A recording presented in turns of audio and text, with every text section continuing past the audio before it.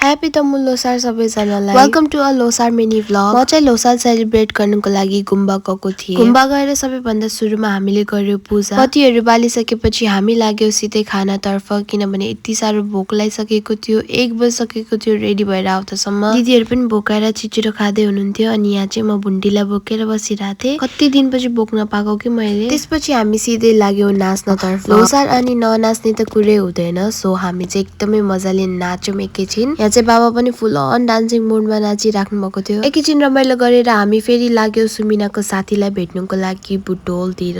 अनि हामी चाहिँ गयो रिफ्रेस क्याफेमा। त्यहाँ पुग्दासम्म चाहिँ राति भइसकेको थियो अनि मलाई चाहिँ भोक पनि लाग्न स्टार्ट भइसकेको थियो। सो हामीले चाहिँ अर्डर गर्यो भेज मोमो र पिज्जा। यहाँ चाहिँ हामी दुईजना टेस्ट गर्नलाई रुकेको त उता सुमिना त पुरा खाइरहेको। अनि हल्का फोटो भिडियो खिचेर हामी चाहिँ गयो फुड फेस्टिभलमा। हामी चाहिँ हल्का घुम्यौँ अनि सुमिनाले चाहिँ यहाँ पटेटो चिप्स किनिदियो मलाई। अनि त्यसपछि हामी लाग्यो घरतिर।